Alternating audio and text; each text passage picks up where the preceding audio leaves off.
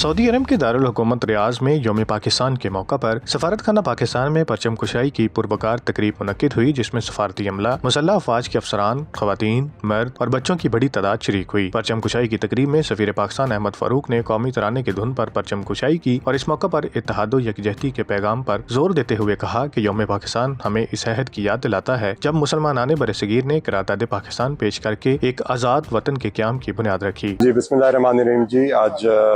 23 मार्च का दिन है जो कि यौम पाकिस्तान है, और आज के दिन हम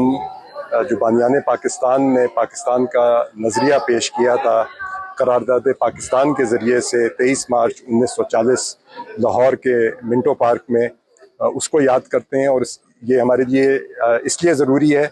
कि हम अपनी कौम का जो मुस्तकबिल है और उसकी बुनियाद जो है वो इसी नज़रिए पे ही हमने कायम की है और इसी को हमने आगे लेके चलना है। इस साल आपके इल्म में है कि मौजूदा जो सूरत हाल है इस खित्ते में,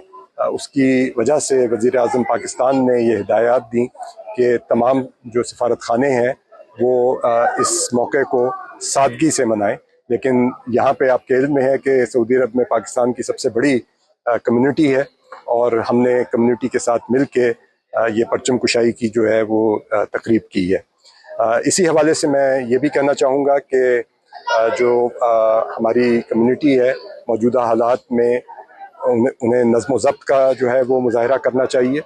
और जो मुकामी अथॉरिटीज़ हैं उनकी हिदायत के ऊपर जो है वो अमल दरामद करना चाहिए। और ख़ुसूसन मैं ये कहना चाहूँगा कि वो अफवाहों के ऊपर जो है ध्यान ना दें